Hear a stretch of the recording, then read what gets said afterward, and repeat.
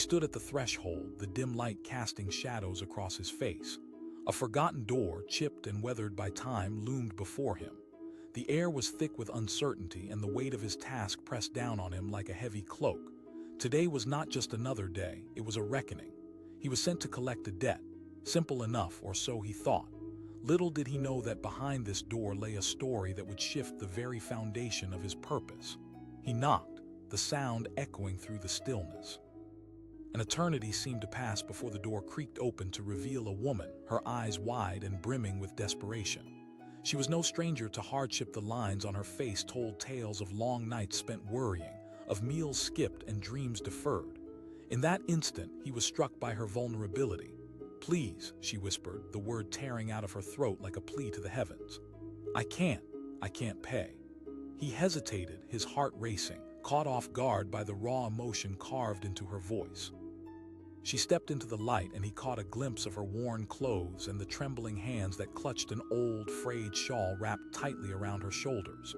Her skin, pale and fragile, seemed to absorb the light instead of reflecting it. "Please," she repeated, her voice cracking. "I can find a way." In that moment, his mind spun through the instructions given to him. He was to be resolute, an instrument of repayment. He had a job to do, a goal in mind. Yet instead of feeling the usual cold detachment, he stood frozen, unable to shake the flickering humanity staring him straight in the eyes. He finally asked, the question slipping out before he could catch it. It wasn't what he intended, he just felt compelled to understand. She glanced down, and for a moment he thought he saw a flicker of shame. "My son, he was sick." She choked back a sob, her lips trembling. "I lost my job." His chest tightened. He imagined striking down her words, silencing the chaos in his head. Debt was debt. She owed money. Yet he found himself caught in the gravitational pull of her story, the storm of her reality. He asked, though he could barely recognize his own voice. It was gentler, soaked in an empathy that felt foreign to him. Just give me until tomorrow," she pleaded, stepping closer, her eyes as wide and pleading as a child's. "If you take me now, who will take care of him? I swear I can pay you back." He felt the weight of her gaze, a desperate anchor pulling him closer to her world, the chaotic, messy reality she lived in each day. He thought of his own life, the monotonous grind of collecting debts, the coldness of the numbers he jotted down in his notebook. But she wasn't a number, she was flesh and blood, a mother desperately fighting for the life she built amidst the ruins of financial chaos. The silence hung heavy between them. She turned away, her shoulders slumping as if the world had taken its toll. "I know I don't deserve mercy," she whispered, more to herself than to him. "But I can't give up." For a moment he was taken aback. Here she was, crushed under the weight of her life, yet still standing, still fighting. Suddenly he found himself teetering on the edge of an unknown chasm. "I can't keep giving you chances," he said finally, the steel in his voice wavering. "I know," she said, tears streaking down her face. "But this isn't just money for me. It's my life, my son's future." Her voice broke, and she grasped the doorway as if afraid to drown in the depths of her despair. He took a deep breath. In that moment, a flicker of understanding sparked within him. Perhaps it wasn't merely a debt owed to someone else. Perhaps it was a chance to breathe, to regroup, to find a shred of hope in a world so often devoid of it. Every day he saw faces hard and unyielding, burdened by their own debts, but she was different. She was a person with a name, a story, a fight worth fighting. Each unrelenting day, he was the harbinger of cold judgments, and today she had transformed him, presenting a dilemma he had never encountered throughout his years of chasing debts. "Tell me more about your son," he found himself saying. The words flowed out unbidden, but they felt so right. "Isaiah," she said, her voice like a whisper of wind through autumn leaves.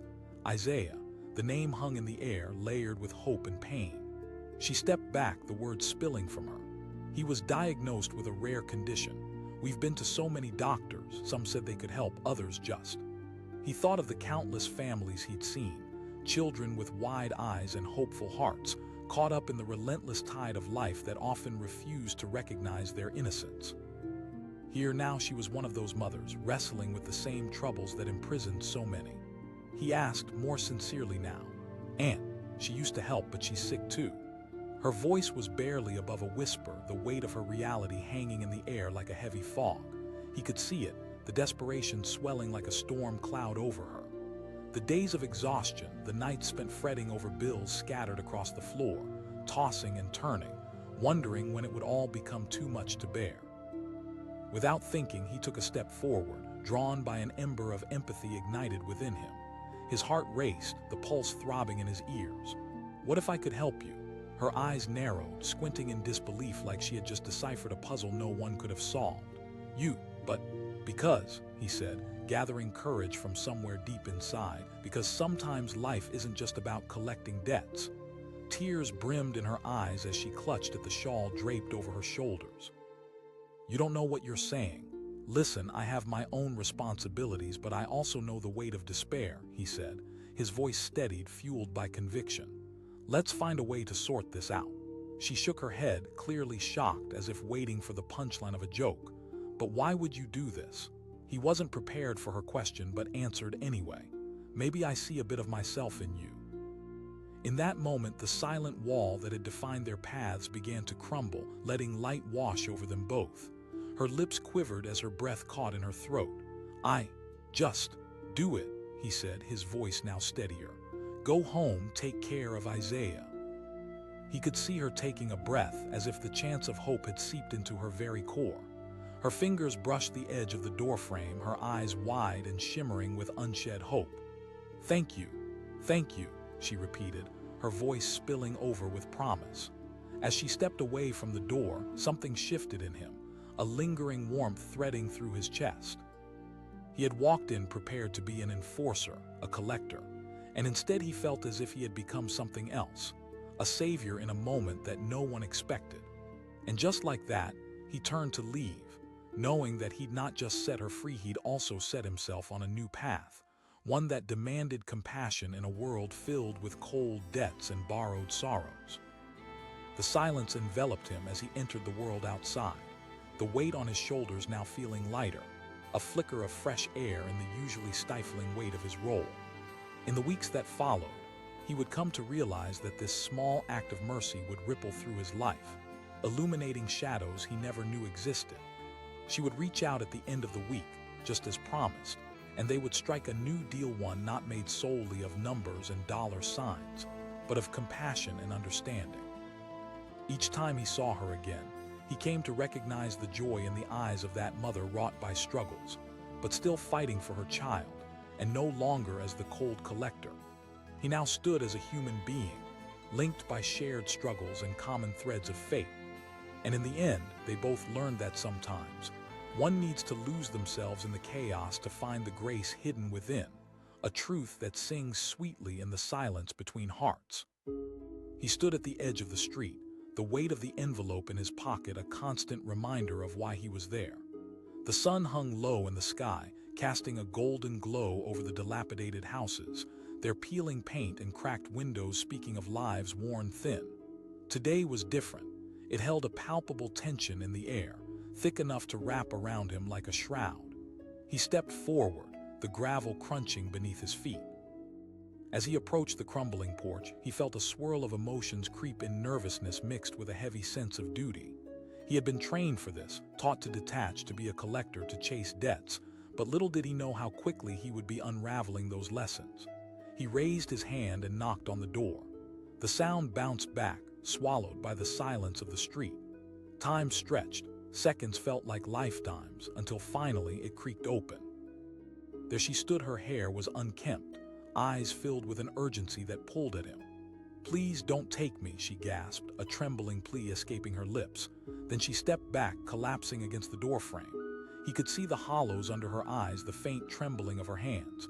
Panic rose in him like bile. She wasn't just another debtor, she was a person, and the desperation washing over her was suffocating. "Wait," he said instinctively, surprised that the word emerged from his mouth. She asked, her voice a mixture of fear and defiance. He hesitated, trying to navigate the emotions swirling within him. She pressed her palm to her mouth, stifling a sob. "I know," she whispered, "but I can't pay." The words fell from her lips like stones, heavy and disheartening. He asked, unable to suppress the curiosity that had flickered to life inside him, Tears gathered in her eyes, and for a moment he thought she might shut him out, retreating into her despair. Instead, she took a step inside, her shoulders sagging beneath an unseen burden. "It's just me and my baby now. I lost my job." With that confession, a veil slipped away. He realized he wasn't standing on a stoop confronting a statistic. He was looking at someone caught in a suffocating reality, an avalanche of struggles that overwhelmed her day by day. He asked, his heart tightening at the thought of an innocent child caught in this mess. "Isaiah," she said, her voice breaking. "He's sick. I can't afford the medicine." Every ounce of training he had received seemed to evaporate. He had been a collector, a hunter of debts, and yet here he was, face to face with someone so deeply human. She was not defined by what she owed. She was fighting for her child's life. I didn't know," he murmured, almost to himself.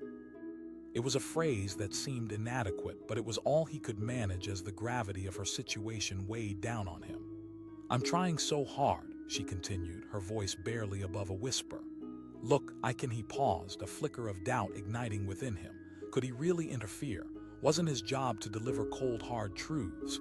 Yet here he stood, torn between the life he knew and the world he was facing. She pressed, urgency edging her words.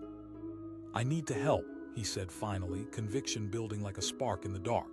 "But I can't just cancel the debt." "Get the paperwork then," she retorted, frustration stirring in her eyes. "But give me time." He sensed the desperation radiating from her like a lighthouse beacon signaling for help. He asked, almost surprised at his own advocacy. "Just a couple of days," she pleaded, clasping her hands together. Her vulnerability struck him hard, resonating with the part of him that had struggled through his own hardships, yet always managed to keep afloat. He took a breath, feeling the weight of the choice before him. "I can give you 3 days," he said, deciding as he spoke. "Anything," she replied too eagerly. "I'll come back." He let the sentence die, feeling the burden of power over her life settle heavily in his chest. "I will." Her eyes sparkled with a glimmer of hope, but he could see the fear lurking just below the surface. He stepped back, instinctively scanning the street as if expecting someone to appear at any moment. People rushed by, unaware of the small saga playing out at the nondescript house. It felt surreal that he was a part of it, like stepping into a world that had been woven together by both despair and hope. 3 days, he reiterated, the words tasting bittersweet on his tongue. He turned to leave, hearing her soft voice call after him. "Thank you." The moment he stepped away from the door, he felt the burden of the world slip further off his shoulders. For the first time, he had put a human face to the job he did. Over the next few days, he found himself thinking about her more often than he should have. The vivid image of her pleading eyes haunted him. He replayed their conversations in his mind like a loop, each time quietly battling his conscience. He knew the numbers, the cold reality of debts and deadlines, but now he was tangled in something far more intricate to life, hanging on by a thread. When the day arrived, he felt a mix of anticipation and dread, his heart pounding as he walked up the same path toward her door. Would she have found a way, or would he be holding her burden even tighter? He knocked louder this time, his heart racing as he waited. The door swung open and she stood before him, her expression unreadable. He asked, trying to peer behind her. "He's fine," she replied quickly, relief flooding her eyes. He stepped inside, the small space filled with the scent of something faintly cooked. It was messy, toys scattered on the floor, clothes hung askew, but in the chaos there was a warmth, a life teetering on the edge yet still alive. "I made soup," she announced, glancing around as though the clutter were an embarrassment, but he could sense her pride in what she had accomplished despite the odds. He inquired, the question slipping out more gently than he intended. "Not yet," she admitted, glancing down. "But I found a local charity that offered some support with necessities," and he pressed. She shook her head, determination glimmering in her eyes. "No, but I've learned to stretch what little I have." Thoughts coursed through his mind. This wasn't just about money anymore. She was fighting a war, and every little victory mattered in her quest for survival. "Let me see a plan," he said, surprising even himself. She pulled a crumpled notepad from her pocket, the edges frayed, and scribbled with numbers and ideas. As she showed him her aspirations for finding employment, he felt a flicker of hope ignite within him. "Okay," he said, nodding as she pointed at each note. This is a start." She smiled, radiant in that moment, yet still hung the reality of her debt like a shadow just outside the door, a reminder of the ticking clock. "I just need more time," she insisted, her voice steady. He didn't know if he could give her any more extensions. "I have to be honest," she exclaimed, her eyes pleading again. "You see the effort I'm putting in. You understand it's about Isaiah." It was heartbreaking. He stood there, torn between two worlds. She was fighting so hard just to stay afloat, yet the unrelenting machine of debt loomed behind him. "I can make a tiny payment," she offered. "Every little bit counts," he replied, finally nodding. Tears danced in her eyes, but she turned quickly away to hide them. "Thank you," she murmured. That evening, an unexpected bond formed between them, born from vulnerability and the quiet strength of shared struggles. They talked about Isaiah, about life, dreams, and the frail line between hope and despair. She spoke of her past, a life before drugs and desperation had tangled her fate. He opened up about his struggles, the burden of what it meant to be a collector, to seek repayment while wrestling with his sense of morality. Time slipped by, and though he was aware of the ticking clock behind him, he found himself enthralled by her tenacity. It wasn't about collection anymore. It was about connection. In the days and weeks that followed, he started visiting more frequently. He watched as she transformed her situation, small victories adding up like threads weaving back a tapestry long frayed. With every visit, he saw the flicker of hope grow stronger in her eyes. "I got a part-time job at the grocery store," she announced one day, her face shining with a newfound determination. He replied, sharing in her excitement. "I'm still behind, but I will make this work," she vowed, determination gripping her voice. Weeks turned into months, and as the seasons shifted, so did their lives. She managed to get back on her feet, fending off despair with every ounce of grit she possessed. Even when the shadows threatened to swallow her whole, she refused to give in. On his final visit, she had saved enough to pay the remaining debt. She exclaimed, holding the envelope before him, eyes sparkling with triumph. But it wasn't just about the payment. It was about resilience, about the fight that had brought them both to this moment. He felt a mixture of pride and sadness. He had watched her grow from a place of desperation into someone strong and proud. "Thank you," she said, tears glimmering like stars in her eyes. They shared a moment, the weight of their journey resting softly in the air between them. What began as a simple collection of a debt had blossomed into a connection that defied the odds. He stepped away from that familiar porch, the envelope a memory held between them, a testament to the strength of human connection, the power of belief in each other, and the beauty found even in the midst of despair. As he walked away, he couldn't shake the feeling that he hadn't just collected a debt. He had helped recover a life, and in so doing, he had reclaimed a part of himself too. He had always thought of himself as a man of duty, an enforcer of rules. Today, however, was already unfolding differently than he expected.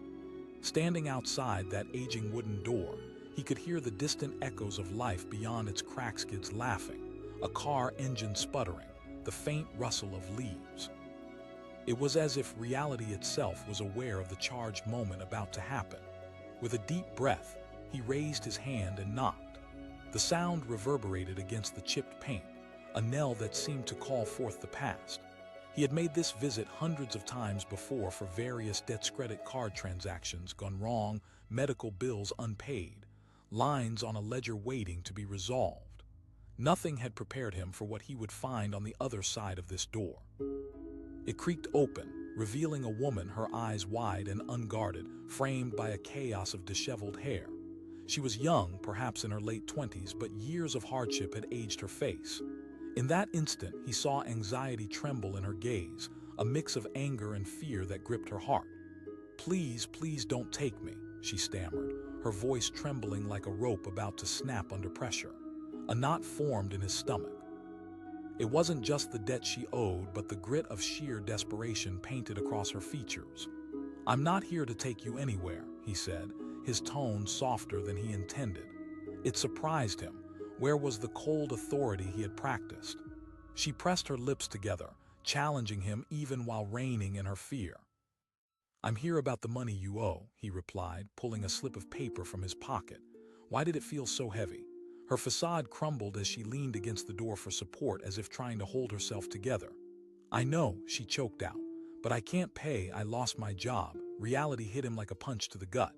He echoed, searching her eyes for context. The tears began to flow and her resolve started to wilt. "Yes, Isaiah, he's 2 years old. I can't lose my home." He could see the struggle crawling over her features, the uncertainty of knowing how to survive in a world that didn't seem to care. Typically, emotions had nothing to do with his job, but here he was, standing on the precipice of a chaotic life. He suggested, though he didn't even know why he said it. It was as though some disconnected part of his heart was trying to bridge a gap from across the chasm of indifference that had defined their worlds until now. She hesitated, but then, as if the pleading in his voice unlocked a door in her heart, she stepped back. "I don't even know if it's tidy." He entered the small living room, and the moment he crossed the threshold, he felt the weight of her burden press down on him even more.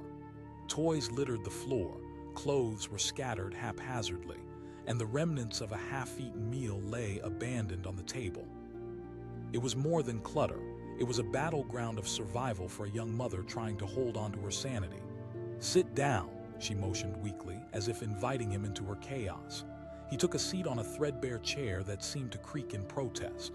"Tell me what happened," he urged, feeling a spark of empathy ignite within him like a flicker of flame. She sank onto the couch, her shoulders sagging. "I was a waitress, and then the restaurant closed down. I tried to find another job, but with the baby." She looked away, wiping away tears that pooled in the corners of her eyes. "I'm trying so hard to make this work."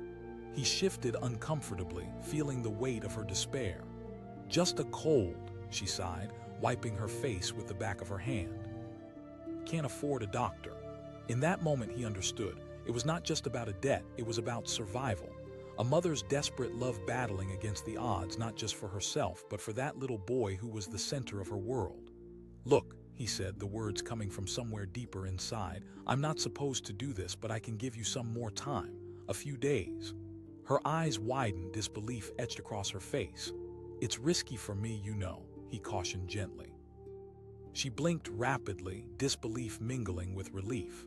Thank you so much." As they sat in the dimly lit living room, unsorted bills strewn across the table, he realized the power of this moment. The boundaries he had drawn at the start of his career began to dissolve. He had walked in as a collector and was now somehow tangled in the fabric of her life. "I'll come back in a few days," he said, rising from his chair, reluctant to leave her in her turmoil while the impossible loomed over them both. She insisted, clutching the edge of the table, her eyes sparkling with renewed hope. He stepped back onto the porch, the sunlight breaking through the overcast sky, a symbol of hope after darkness. The exchange felt different, less transactional, more human. Over the next few days, he found himself thinking about her almost constantly. He had seen firsthand how a single moment of understanding could shift a life. Questions danced in his mind. Is she okay? Is she safe? Each time he thought of Isaiah, something tugged at his heart. The day came for his return visit, and as he walked up to the house, he felt a mix of apprehension and hope. He raised his hand and knocked, conscious of every heartbeat. The door opened slowly, and she stood there, a hint of determination in her eyes. "Thank you for coming," she said, her voice steadier than before. He asked, the anticipation hanging between them. She nodded. "Part-time at the local grocery store. It's just enough to start making ends meet." She hesitated, biting her lip. She held out a crumpled bill, the kind that always told stories. "It's something, at least." He felt a wave of emotion wash over him. "You didn't have to do this." "But you did help," she replied, her eyes unwavering. "You gave me a chance when no one else would." In that moment, he understood the profound connection between them. She was not just a debtor, she was a warrior grappling with every obstacle the world tossed her way. She asked suddenly, sincerity swirling in her gaze, "You could have just taken me to court." He paused, searching for the right words. "Because I realize that life is not just numbers." She searched his face, perhaps trying to uncover the man behind the enforcer's mask. "You're different." Feeling a choke in his throat, he briefly looked down at the crumpled bill in her hand and then back at her. "Continue to move forward." With renewed strength, she spoke again. "I won't." He nodded, a shared understanding binding them together like a fragile thread. As he left her home, he felt a tang of hope swim through him. She was no longer lost. She was rising again, piece by piece. Months turned into a blur of growth and perseverance. He kept in touch, popping in occasionally to check on her and Isaiah. Each time they met, he saw the confidence blossom in her. She had found part-time work, started taking classes to improve her skills, and was even figuring out ways to budget her small income. One chilly afternoon, while they shared tea in that old living room, he found her smiling with a radiance that seemed to pulse through the air. "I've decided to go back to school full-time," she announced, determination lacing her words. He looked at her astonished. "Really?" "Yes, I finally applied for financial aid. With the money I am making now, and once I get that," she beamed, the light in her eyes brighter than he'd ever seen it. He felt a swelling pride in his chest. "You've turned everything around," he said, sincerity pouring from his heart. As they talked about future aspirations, he realized how intertwined their lives had become. Their connection had transformed him just as much as her resilience had propelled her forward. On one of his visits, after sharing another milestone in her journey, she surprised him once again. "I want to make something better out of this," she said, her gaze steady. His heart raced at the fire of her passion. "I want to start a local group in the community for single parents, a place where they can share struggles, find resources, and support each other." He didn't realize how much power his small acts of compassion could hold. Here was a woman turning her pain into purpose, ready to give back and uplift others from the darkness that had once enveloped her. Weeks passed, and he would frequently hear back from her about the progress of her initiative. They collaborated through messages, bouncing ideas off one another, crafting a plan that felt far bigger than both of them. Eventually, they held that first meeting. Standing in front of a crowd of eager, anxious faces, he realized how profound their journey had become. She had transformed from a woman desperate for time into a beacon of hope for others. Afterward, as parents shared their stories, tears and laughter mingling, he knew he was witnessing something remarkable unfold. At that moment, she stood tall, shining with purpose like a lighthouse, guiding others away from chaos and accounting solely in dollars. It reminded him that life doesn't just measure success by bills paid or debts collected. It's about the stories that intertwine, the connections forged amid darkness, and the love that breathes life into every struggle. As he walked away from that gathering, he felt more than just a collector. He felt like a part of something great woven into a tale of resilience and hope. In facing her darkest moments, she had illuminated pathways not only for herself, but for countless others, proving that even in the depths of despair, sometimes all it takes is one person to unlock the door to a brighter future. He stood outside the door, his heart pounding, the weight of the envelope in his pocket pressing down like a stone. The late afternoon sun cast long shadows on the cracked pavement, and he could smell the faint scent of blooming flowers from a nearby garden. It was a stark contrast to the task at hand. He was there to collect a debt. Simple, right? Just knock, state the amount, and walk away. But today felt different. He raised his hand and knocked. The sound echoed, almost mocking him, as if the universe knew what was coming. After a few tense seconds, the door creaked open. A woman stood there, her eyes wide, brimming with dread. Her hair fell in loose waves around her face, but what struck him most were the streaks of worry etched across her features. She looked as if she had been fighting a losing battle. "Please, don't take me," she gasped, her voice shaking with panic. He blinked, momentarily taken aback. "I'm not here to take you anywhere," he said, trying to sound authoritative yet empathetic. She stepped back as if bracing for impact, her defenses up despite her obvious fatigue. "I'm here about the money you owe," he replied, pulling out the formal notice, but his eyes softened. She echoed, her voice tinged with disbelief. "What can talking do? I don't have it. I lost my job. I'm a single mother." The words hit him hard. This wasn't just a transaction. This was a life unraveling. He felt a rush of confusion, his scripted authority dissolving in the face of her desperation. He asked almost instinctively, "In the back?" Her voice cracked and she pressed a hand to her mouth, as if she feared the words themselves would summon a storm. He blurted out before he could stop himself. He had no idea what was compelling him, but the impulse felt strong, like a tide pulling at him. Her fear morphed into disbelief. Yes, it was strange, but something in her eyes told him that within this chaos lay a story of resilience waiting to unfold. She hesitated, glancing back into the darkened interior of the house. As she led him inside, the small space felt heavy with a lingering sense of hopelessness.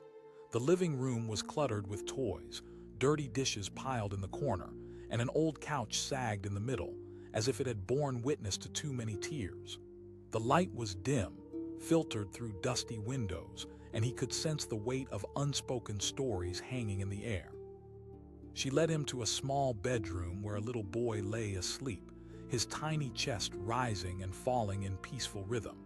He looked so innocent, so unaware of the struggles that defined his mother's world. In that moment, he felt the enormity of her situation crash over him. This was not just about a debt, it was about survival. "His name is Isaiah," she whispered, pride momentarily breaking through her anxiety. The question escaped him before he could censor it, the maternal instinct in her voice echoing in his memory. She nodded, tears welling up in her eyes. "He has a cold." His heart sank deeper. The responsibility of the debt was one thing, but the weight of a child's life was another. Her expression shifted from fear to disbelief again, as if she couldn't fathom why he would ask that question. "You're here to collect," she reminded him, her spirit still raw. "Not if I can help it," he replied, feeling an unfamiliar surge of compassion. With that invitation, the dam broke.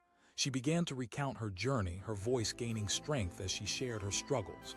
"I had a good job once, a decent apartment. Then the restaurant I worked at closed down. My savings ran out so fast I could hardly catch my breath." Every word she spoke was a melody of survival, resonating in the corners of his mind. The challenges she faced were universal yet deeply personal. He could feel the world outside slipping away.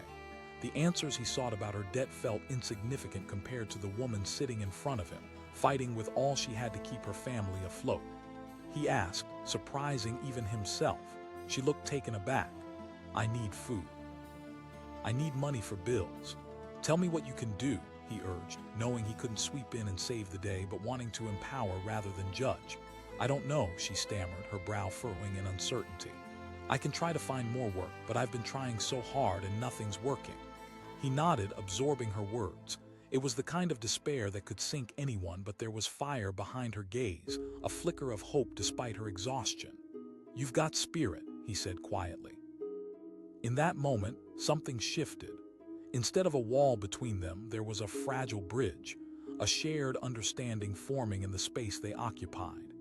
He realized the profound power of listening, of bearing witness to someone's struggle, of tilting the scales of humanity and compassion just a bit. "Let's make a plan then," he suggested, his tone more assertive. "We can work at this together." Her eyes sparkled with a mixture of disbelief and gratitude. "Yeah," he confirmed, feeling a sense of commitment growing inside him. "But remember, the clock is ticking." At that moment, she felt like a warrior rising from the ashes, and it ignited something deep inside him too, something he thought had long dimmed. Days turned into weeks, and he found himself repeatedly drawn back to her home. Each visit began to weave an intricate tapestry of determination. He witnessed the small changes in her new job prospects, better routines, and even a few moments of laughter as they shared stories of parenthood that felt both burdensome and beautiful. One day, she surprised him. "I got a job," she declared, her voice bursting with enthusiasm. He exclaimed, genuine excitement flooding through him. "Part-time at a local grocery store." Her eyes shone with newfound resolve. As they discussed her progress, he saw her spirit come alive. The weight of anxiety she had carried with her was beginning to ease. For the first time, she seemed to breathe more easily, sharing with him her plans for the future and how she wanted to instill resilience in Isaiah. With each visit, she opened up a little more, talking about her dreams. "I want to go back to school someday," she said one afternoon, her fingers tapping the coffee table. "I don't just want to survive, I want to thrive." He asked, fascinated by her transformation. "Something that can change lives," she replied. "Social work, maybe." The dream settled deep in his heart. He He could see it her desire to rise above the challenges and make a difference in the world. It was inspiring, something that stitched their lives together even tighter. Weeks passed, and the connection grew even stronger. He supported her as she navigated job applications, offered ideas, and even helped her find other resources. She was becoming more than just a debtor to him. She was a force of nature, defying the currents of an unforgiving world. One evening, sitting on that well-worn couch, she turned to him with a serious expression. "You've changed my life," she said, vulnerability spilling from her eyes. "You believed in me when no one else would."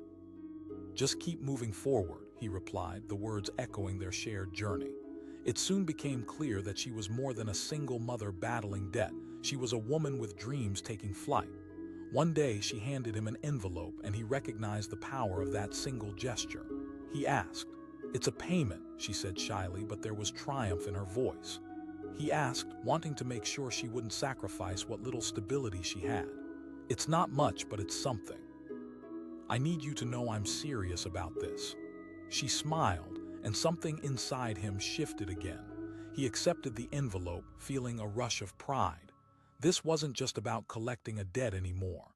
It was about recognizing all that they had built together. It was proof that resilience lived in both of them. As time went on, he continued to check in, always encouraging her and celebrating every small victory. The first full week of work, Isaiah's recovery from his cold, nights spent doing their best to make ends meet. Then came that transformative day when she told him she had server training lined up at the grocery store to get higher-paying shifts. It was a step that felt monumental proof of her growth. "I'll save up for school soon," she declared, excitement bubbling in her tone. Her determination served as a fire that kept igniting something deep within him too. The world felt a little more vibrant, more alive, and he found himself rethinking everything he had known up until this point. One evening, they sat in front of a pile of school brochures, excitedly discussing her plans. "You can do this," he encouraged her. Suddenly, her expression turned serious. "You've been my lifeline throughout this. And you rise is repayment enough," he assured her, the weight of what they'd created together heavy yet beautiful. As the seasons changed, the flowers bloomed, and her home became a space filled with laughter and newfound optimism. He could almost imagine the roots she was planting growing deeper. The day arrived for her signing up at the local community college. She was nervous yet radiant, holding her acceptance letter as if it were a trophy gleaming in the sunlight. "I couldn't have done this without you," she admitted. "I merely showed you the door," he replied. In that moment, something monumental shifted within both of them. It had started as a debt-something transactional, but had grown beyond that. They had forged an unlikely friendship, a connection so deep it illustrated the beauty found in shared struggles. As he walked away from the college that day, pride swelled in his chest. He had witnessed a transformation, one that rippled through two lives. The journey of motherhood and resilience she had undertaken wasn't just her story. It had become part of his narrative too. What started as a simple collection of debt had morphed into something more powerful than either of them could have anticipated. Each had found a piece of themselves amid the chaos, and as her spirit soared, so did his. In the end, he realized that life holds intricate threads binding us all together, a reminder that sometimes we need to listen closely to the stories unfolding before us, for they may just change the course of our own. He stood outside the worn-down apartment building, the evening light casting long shadows across the cracked pavement. The weight of the envelope in his pocket felt heavier than usual, a reminder of the task he had ahead. Today, he was tasked with collecting a debt, a simple job, really. Or so he thought. As he approached the door, he couldn't help but notice the peeling paint, the fading numbers, a testament to years of neglect. What kind of life had unfolded behind that door? He knocked, the sound reverberating in the silence. After a moment that stretched into eternity, the door swung open. A woman stood there, visibly shaken. Her hair was disheveled and her eyes darted about, betraying a whirlwind of emotions. His gut twisted. "I'm not here to take you anywhere," he replied, trying to project confidence, though he felt anything but. She demanded, though her tone was laced with desperation. "I'm here about the money you owe." He could feel the familiar scripts running through his mind, but suddenly they felt hollow in the face of her fear. She stepped back, the door barely keeping her upright. I can't pay," she stammered, her voice catching on the edge of a sob. "I just lost my job and my son." The words hung in the air as he took in the gravity of her situation, his steely demeanor dissolving. "Isaiah," she said, her eyes glistening. "He's sick. I need to take care of him. If you take me away, please." The weight of her words crashed over him, a wave of empathy surging through his veins. He was prepared to be firm, to enforce the rules handed down to him, but standing in front of her, he felt more like a witness to a story unfolding rather than an enforcer of policy. He asked, surprised by his own urge to connect. For a moment, shock flickered across her face, but quickly it was replaced by hope, a flicker of something that almost felt like freedom. "He's in the back," she said, her voice steadier now. He stepped inside almost tentatively, as if entering a sanctuary of chaos. The living room was small and cluttered. Toys were strewn across the floor, clothes lay crumpled on the couch, and the faint smell of something burnt lingered in the air, a testament to a life struggling to keep itself together. She led him to a tiny bedroom where a small boy lay sleeping, his chest rising and falling in a comforting rhythm. In that moment, he understood everything. This wasn't just about a debt, it was about a mother's love, a fight against the currents of life that threatened to pull her under. The question slipped from his lips, genuine concern lacing his voice. "Yes, but I can't afford a doctor," she replied, tears brimming in her eyes. Each word was a slice of truth, combining to form a gut-wrenching reality. This was not just a transaction, this was a battle for survival. He asked, almost without thinking. Her eyes widened, the disbelief mingling with hope. "I don't know," she whispered, her voice tiny against the backdrop of chaos. "I can't afford food or rent. Nothing works out." Looking at her frail figure, the weight of her responsibility, he felt an unfamiliar twinge in his chest. "Let's make a plan," he said, his tone shifting from authority to partnership. She asked, her surprise palpable. "If you can show me you're doing everything you can to find work, I can buy you some time," he offered, not really understanding why he was doing it. Her breathing stuttered, and for a second he thought she might step back into despair. But then she nodded, tears streaking down her cheeks. "Thank you," she managed, her voice trembling with the weight of gratitude. As they sat down at the small kitchen table, he was struck by how painfully ordinary the place felt. Tangible dreams blended with unspoken fears. They talked about job applications, potential leads. She opened up about the community resources available to single mothers. The more they spoke, the more she transformed before his eyes. There was strength in her vulnerability, and he could see a flicker of hope beginning to ignite within her. This wasn't merely a woman trying to stave off a collection, it was someone reclaiming her life from the jaws of despair. Days turned into weeks. He found himself visiting more often, checking in on her progress. Each time he walked through that door, he felt less like a collector and more like a friend. She shared stories about Isaiah, their little victories, and the bruises life had inflicted.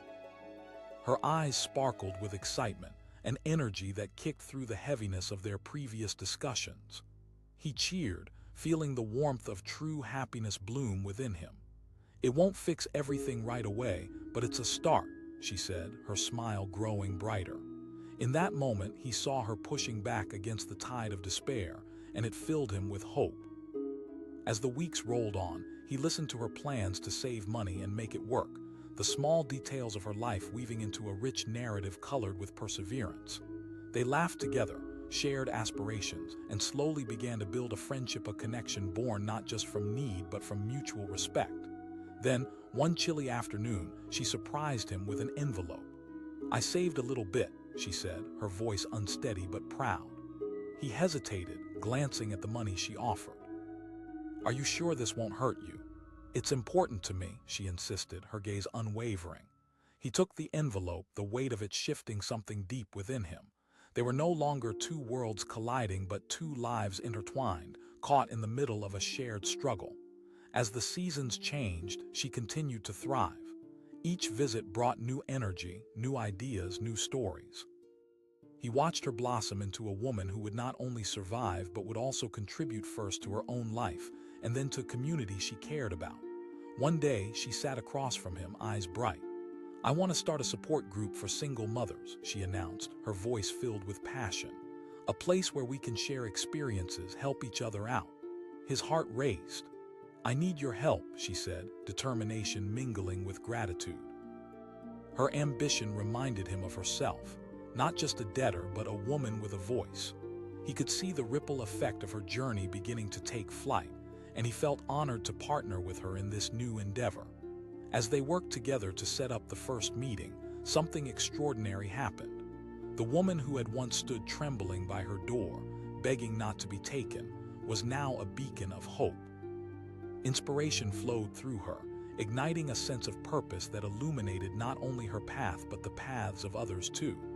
They launched the first meeting, a small gathering of weary mothers seeking refuge in shared experiences. Bonding over laughter and tears, they found solace, and amid the stories, he found a community flourishing in resilience. Through the warmth of those gatherings, he felt a part of something far larger. This was proof of accountability, of strength, of rising up even when life tried to knock you down. The transformation was profound. He was no longer just a collector, but a catalyst for change. As his visits continued, he stood with her and the other women in that small community, witnessing the magic of collective strength. Each woman had her story, but they were all threads woven into the same tapestry of struggle, threading hope into lives ready to rise again. One evening, she pulled him aside after the meeting. "I don't think I would have made it without you," she said, her voice trembling. "It was you who inspired me," he replied, his heart full. "You took that leap." They embraced, the warmth of support enveloping them both, and in that moment he felt the long-held barriers crumbling around him. He wasn't defined by a task anymore. He was transformed by the connections forged through shared struggles. Months turned into a whirl of achievements, tears, laughter, and community. The debt was paid back long ago, but it no longer mattered. What had taken root in their lives was a deep appreciation for resilience, human connection, and the power each individual holds in creating change. As she stood before the group, encouraging them to chase their dreams, he realized she was no longer just a woman he had met under dire circumstances. She had become a force of nature, a beacon of light for other women and mothers who had thought they were completely alone. The final meeting came full circle. Surrounded by the women she had empowered, her home now filled with laughter, strength rippling like waves across the room, she turned to him. "What began as a debt turned into a lifeline for so many," she said, her voice shaky but resolute. In that moment, he felt the enormity of their journey. They had both come so far, crossing paths in the unlikeliest of circumstances, yet finding a shared purpose that transcended their initial intentions. Together, they had turned the weight of despair into a foundation of hope, a reminder of the strength that lies within, waiting to be unleashed in times of struggle. And as he stood among them, he realized that sometimes the most transformative miracles come when you least expect them, born out of the bonds we forge even in the darkest of times. He stood at the edge of the crumbling sidewalk. The weight of the envelope in his pocket felt like marking him with a scarlet letter. It was just another day, just another debt to collect. But there was something lingering in the air, an electric anticipation that prickled his skin. He had been given this assignment many times before, but today felt different. He walked up to the door, a faded blue that had seen better days. The paint was peeling as if it were a layer of skin shedding years of neglect. He raised his fist and knocked, the sound echoing in the quiet of the afternoon. After what felt like an eternity, the door creaked open. There she stood, a woman whose face told a story of struggle written in the lines around her eyes and the fatigue that hung around her. Her hair was tangled and her clothes, while clean, were worn and frayed at the edges. The moment their eyes locked, he could see the fear that flickered in her gaze. "Please, don't take me away," she stammered, her voice breaking on the edge of a desperate plea. Something twisted inside him. "I'm not here to take you anywhere," he said, trying to sound firm. But he could feel the cold authority he usually wrapped around himself beginning to dissolve.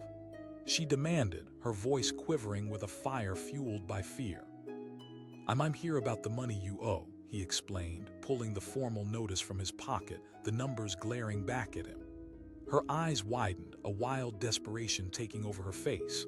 I know, but I can't pay. I just lost my job. The reality of her words hung in the air, heavy and suffocating. In that moment, he felt the walls of his professional detachment start to crumble. He wasn't just faced with a debt, he was face to face with a struggling family, a mother fighting to hold her fragile world together. He echoed, trying to grasp the gravity of her situation. Yes, Isaiah, she said, disbelieving, tears forming in her eyes. He's sick. I need to take care of him. A heart-wrenching knot tightened in his chest. She wasn't just another account on his list. She was a living, breathing woman fighting against the tide of despair. Questions slipped out before he could think better of it. He didn't know what compelled him to ask, but in that instant, it felt right. Her expression shifted from panic to disbelief. Are you serious? Yes, he replied, resolving to understand her world even for just a moment. After a fleeting pause, she stepped aside and he entered the small apartment. The clutter was overwhelming, dirty dishes piled high in the kitchen, toys scattered across the floor, a half-empty bottle of soda long forgotten. It was a snapshot of a life caught in survival mode, and it struck him like a punch to the gut. Isaiah's in the back, she said, leading him through the narrow hallway. As she opened the door to a small bedroom, he was greeted by the sight of a little boy sleeping soundly, his face peaceful. The sight tugged at something deep inside him. Here was innocence, untouched by the chaos surrounding them. He's just tired, she said, as if sensing the turmoil in his thoughts. He asked, stepping closer. The air crackled with urgency. Just a cold, she whispered, tears glimmering in her eyes. But I can't afford a doctor to check on him. His heart sank. She was fighting not just for her life, but for her child's as well. The numbers on the paper felt trivial compared to the bond they shared, a bond that transcended mere debt and stretched into a much deeper narrative of survival and love. He asked more as an instinctive reaction than from any prior script. I need food, she admitted, her voice small but filled with determination. I need help with rent. I'm trying to find work, but it's hard. Let's make a plan, he suggested, surprising even himself with the resolve blooming in his chest. She looked taken aback, studying the sincerity in his eyes. Yes, he said firmly. We can work together. If you show me you're serious about finding a job, I can buy you some time. Her gaze softened and something flickered in her expression. Hope. I promise, she said, a sense of relief washing over her features. Sitting down at the small, cluttered table, he began probing deeper. They discussed possibilities, bounced ideas off one another, and crafted a plan that felt tangible, a lifeline of sorts. The weight of her problem started to shift as she began mapping out steps to reclaim her life. Days turned into weeks. He couldn't help but find himself returning more often, his role evolving beyond a collector of debts to something more personal. Each visit peeled back layers of their shared experience, revealing stories of struggle, resilience, and heartache. On his next visit, she could barely contain her excitement. She exclaimed, her eyes shimmering with the thrill of victory. He replied, amazed. It won't solve everything overnight, but it's a start. And I want to show Isaiah that we can rebuild, she declared, her spirit kindling anew. With each exchange, he witnessed her transformation. The woman who had once been crushed by fear and self-doubt was becoming a warrior, a fierce protector of her family, pushing against the weight of the world. However, with her newfound job came new challenges. One evening, she looked very different, her shoulders drooping. I don't know how I'm going to manage it all, he prompted, stepping closer. Because it's hard and I can't make it all work. I want to be a good mother, but I don't know how to balance everything, she confessed, despair creeping into her voice. He felt a swell of emotion rising within him. You are doing better than you think. You're standing tall, trying every day. As he spoke, he recognized something within himself shifting again. Her darkness wasn't just her burden. It resonated with his struggles, deep-seated fears that had been buried under layers of cold professionalism. In her fight, he found pieces of himself, reminders of resilience festering in his memory. Weeks rolled by, their relationship blossoming. He watched her as she navigated life with tenacity, juggling her new job, bills, and, most importantly, caring for Isaiah. Each visit brought stories of little victories: her first paycheck, Isaiah's smile, the feeling of purpose returning. Then one day she surprised him again. "I saved up a little," she said shyly, handing him a crumpled bill. He took the bill, his heart aching at the gesture. "You really don't have to do this," he said. "You're rebuilding your life." "It matters to me," she insisted, her eyes steady. His grip on the bill tightened, but it wasn't just the money. It was the commitment lying behind it, a pledge of solidarity manifesting in their shared journey. As her circumstances improved, he started seeing more than just a woman in need. She was evolving into a force of nature, one who would not just survive but thrive. Then one evening, she revealed her dream. "I want to help other mothers like me," she said. "I want to create a support group for single parents. We can share resources and just..." Her passion ignited something deep in him. She was not merely casting off chains, but forging new paths for others caught in the same web of despair. "I'll help you with that," he promised, his heart swelling with a sense of purpose he hadn't felt in years. With each meeting, he shared ideas, resources, and additional connections. They gathered small groups of single mothers desperate for support, united through laughter and tears. One evening, surrounded by women who shared their journeys, he felt the power of what they were building together. Each story echoed, a symphony of struggles and strengths that wove their lives into a broader tapestry of resilience. As he looked around the room, he felt more than just a collector of debts. He had become a part of something profound, a testament to the human spirit's ability to rise, reclaim, and rebuild. They had turned what began as a solitude and hardship into a thriving community. The group became a lifeline, a source of solidarity built on empathy and shared experiences, a sanctuary for mothers striving to uplift one another. Amidst laughter and camaraderie, he saw how chains could transform into bridges. Each woman shared her story, their words given wings as they exchanged resources, advice, and hope. Months passed, and an unbreakable bond flourished between them. The woman who had been on the brink of being taken was now a leader, a lighthouse guiding others through dark waters. They created workshops to help women rebuild their lives, steps towards empowerment blossoming like flowers in spring. One day, she stood before the group, passion igniting her voice. "We have the power to rewrite our stories, to reclaim our narrative." He felt a swelling sense of pride as he watched her shine, the change she had undergone illuminating everyone around her. They all saw in her the embodiment of resilience, a champion for those who felt lost. While the original debt had long since been settled, it no longer mattered.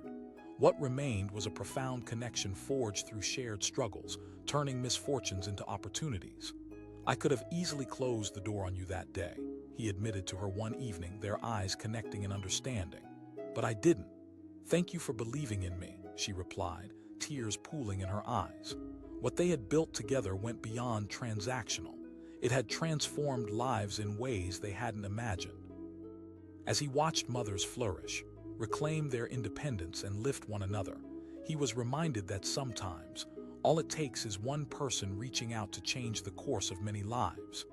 In the end, he learned that behind every debt, behind every label, lay a world of stories waiting to be uncovered, stories of love, struggle, and resilience. It reminded him that when we come together, no individual journey has to be walked alone. Sometimes, the deepest connections are born from chaos, forging bonds that illuminate the way forward. He knocked firmly on the door, the sound echoing in the quiet afternoon. It was a simple task he had done many times before, yet today felt different.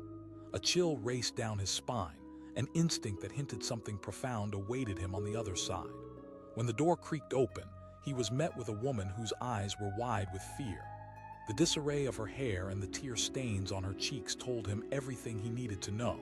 She was not just a debtor, she was someone fighting for survival. He hesitated, surprise washing over him. "I'm not here to take you anywhere," he said, trying to sound authoritative. But the tremor in her voice tugged at his heartstrings, and the usual steeliness in his demeanor began to fade. She asked, a mix of desperation and defiance vying for control. "I'm here about the money you owe," he replied, pulling out the notice, each number on the page feeling like a wall separating them. But as he watched her face crumble under the weight of his words, that wall began to feel like a prison. She cried, her voice breaking, "I lost my job, my son." His heart sank. The reality of her situation crashed over him. This was not just a job, this was a lifeline. "Isaiah," she said, her eyes sparkling with unshed tears. "He's sick, I can't afford his medicine." The question left his lips before he could think. She studied him, fear mingling with curiosity. She hesitated, weighing the risk, and then opened the door wider. "Fine, just." He stepped into the dimly lit apartment and the weight of despair crashed over him. The small space was cluttered, dishes piled high, clothes strewn across the floor, children's toys lying abandoned in every corner. It was more than chaos. It was the remnants of a life slowly unraveling. She led him to a tiny bedroom where a small boy lay asleep, his face peaceful, innocent. Looking at Isaiah, he could see the fading embers of hope in her mother's eyes. He asked, kneeling beside the bed, feeling an emotional pull as he gazed at the boy. She nodded, but the doubt hung in her voice. "He has a cold, but I can't take him to a doctor." A deep ache settled in his chest. In front of him was a mother desperate to provide but caught in the relentless grind of life. He pressed, knowing he was not just talking about money. "Everything," she replied, her voice barely above a whisper. "Food, rent, and I just want to take care of my son." "Then let's find a way together," he said, surprising even himself as hope sparked in his chest. Her eyes widened, a flicker of disbelief breaking through her sorrow. He steadied himself, trying to take charge of the moment. "Thank you," she exclaimed, the relief flooding her face. As they sat around the kitchen table, she began to share her story, her struggles tumbling out like rocks breaking the surface of a lake. The job that had slipped through her fingers, the rent overdue, the terror of losing everything. He listened intently as she painted a vivid picture of her daily fight, and with every word she became more than just a name on a piece of paper. Days turned into weeks, and he found himself returning more often. Each visit revealed layers of her resilience, her attempts to find work, moments of triumph and setbacks that threatened to drown her spirit. They devised strategies, set small goals, and with each success she seemed to stand a little taller. One day she entered the room with a new spark in her eyes. "I got a part-time job at the grocery store," she announced, her excitement radiating. "Really?" he replied, unable to hide his enthusiasm. She said, pride welled in him as she shared her little victories, a smile here, a genuine laugh there. She was evolving, becoming a warrior against the tides of despair, but with each victory came new challenges. One evening he found her looking despondent. "I don't know how to manage it all," she whispered, her vulnerability laying bare the struggles she faced. He asked, leaning forward, "Because I feel like I'm just treading water. I want to succeed, but I don't know how," she sighed, her voice filled with pain. In that moment, he saw a flicker of his own past reflected in her eyes, times he had faced adversity, unsure how to rise above it. "You are doing better than you realize," he urged softly. "You're making strides." Weeks rolled by, and he watched her fight, not just for herself but for the small boy who relied on her. Every visit transformed him a little more, revealing the strength within her, the power she wielded. He felt an unfamiliar emotion blooming, a sense of hope. Then one day she surprised him by handing him a crumpled envelope. "I saved something," she said shyly. He grasped the envelope, his heart aching at the gesture. "You don't have to do this," he insisted. "It matters to me," she replied, determination glaring in her eyes.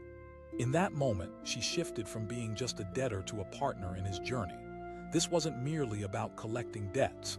This was about reclaiming lives, weaving a narrative richer than the sum of their struggles. As the months passed, she continued to flourish like a flower breaking through a crack in the concrete. The story of her resilience began to ripple out into the community. One day, she revealed her newest goal.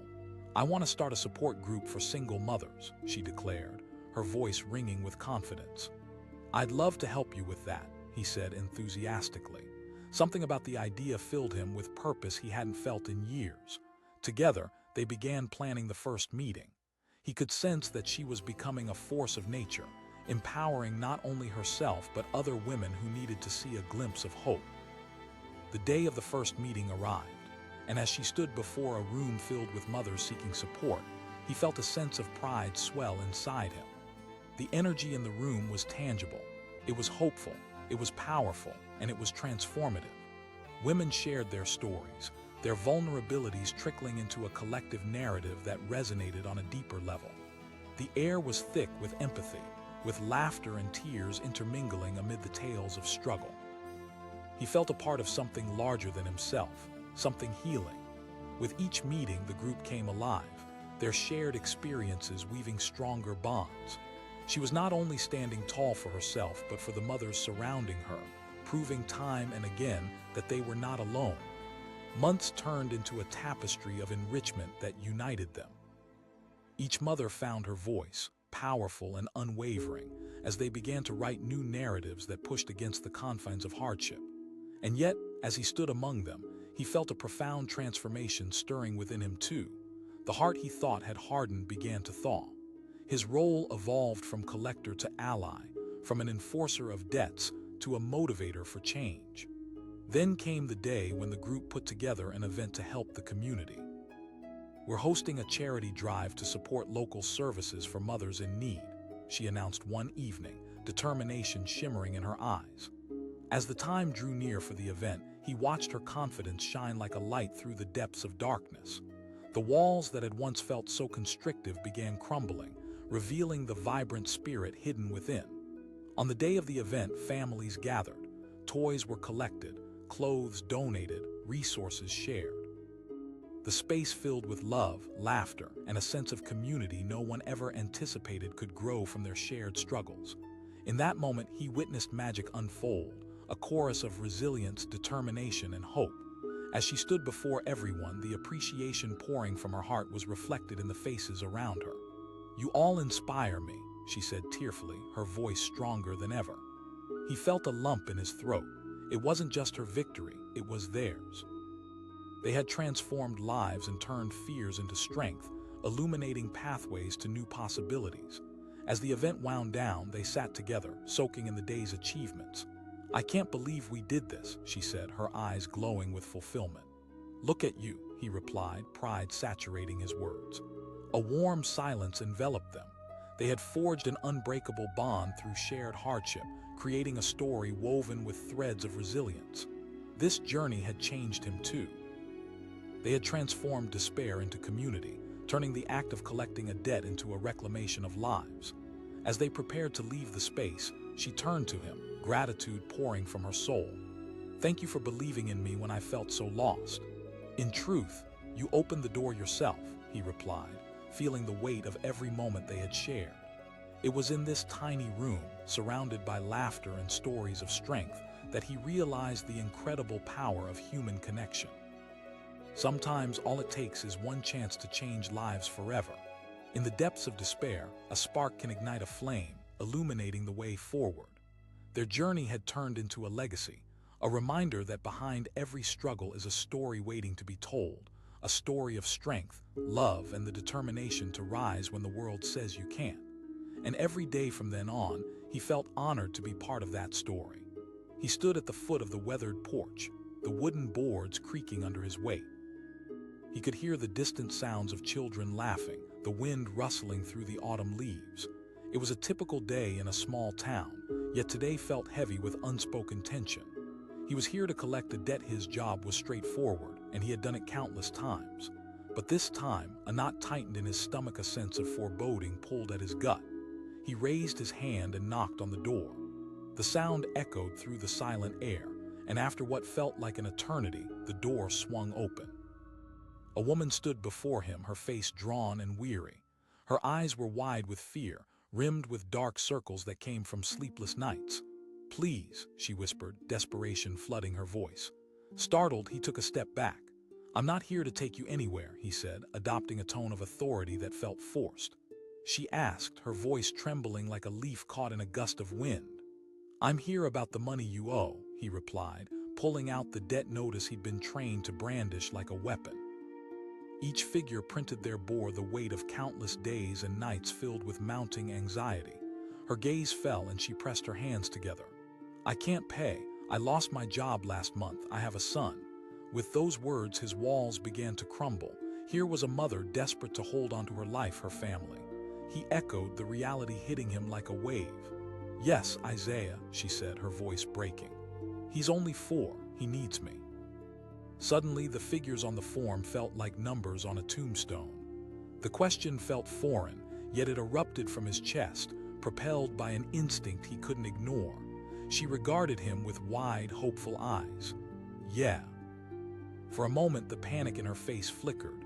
Then something akin to trust took its place. She opened the door wider and he stepped across the threshold into her world. The living room was cramped, cluttered with toys scattered across the floor, clothes piled in corners, remnants of meals left forgotten. A small, makeshift kitchen sat in the back, the dishes stacked high like a monument to chaos. It was a space filled with love but weighed down by burdens that seemed too great to bear. "He's in the back," she said, leading him through the narrow hall. When they entered the small bedroom, he was struck by the sight of a child sleeping soundly, his cherubic face innocent and peaceful. In that moment, everything crystallized: the stakes, the desperation, the pain. He asked, his voice softening, instinctively dropping the facade. "He's just sick," she replied, tears pooling in her eyes. "A cold, but I can't take him to a doctor." The weight of her words hung like a leaden cloud in the air. He asked, wanting to reach out, offering her something more than a mere transaction. "I've applied everywhere," she said, "but no one will hire me." A flicker of something hope perhaps ignited within him. He asked, still surprised at the sincerity in his own voice. "I need time," she said, her voice trembling. "I need time to figure this out for my son." "Let's make a plan," he suggested, fighting against his own reservations. Her eyes widened, realization dawning. "You mean it?" The disbelief in her voice was palpable, a timid thread of hope woven through the fabric of despair. "Yeah," he said, trying to sound steady. "I swear," she breathed, relief washing over her. They sat down at the small table, the chaos around them fading as they began discussing her next steps. She shared her dreams of getting her life back on track, of finding stability not just for herself but for Isaiah. The more they talked, the less he felt like a collector and more like someone who could help. As days turned into weeks, he found himself returning more often. Each visit revealed more of her story, the small victories and setbacks, the laughter that emerged even through tears as she navigated her daily struggles. One day, she beamed as she shared her news. She exclaimed, her eyes sparkling with excitement. He said, feeling a warmth spread through his chest. "Yes, but it's just a start," she said quickly, but there was a renewed energy in her voice. "I can do this." As he watched her transform before his eyes, he felt an unfamiliar pull. Something inside him was changing. She was fighting not only to survive but to thrive, igniting the flames of her own future. But every rise has its fall. One evening, as they sat together, he noticed the shadows pooling under her eyes. He asked gently, "I'm just overwhelmed," she admitted, her voice barely above a whisper. "It's hard to balance everything." He pressed, leaning closer.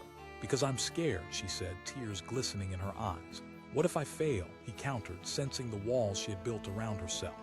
Slowly, she nodded, the light within her reigniting. Weeks passed, and amid the chaos of their individual lives, their bond deepened. The more she opened up, the more he felt honored to be a part of her journey. This was more than just a debt. It became a partnership, a connection that threaded through the complexities of life.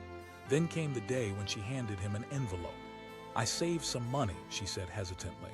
He stared at the envelope, suddenly overwhelmed. "You don't have to do this," he insisted. "It's important to me," she said firmly. Those words sunk deep into his heart. This wasn't just about collecting money. It was about trust, respect, and a journey they had begun together. As the months rolled by, he attended the support meetings she organized, each one a haven of camaraderie. Mothers gathered to share their triumphs and challenges, each story a thread woven into the mythos of their shared journey.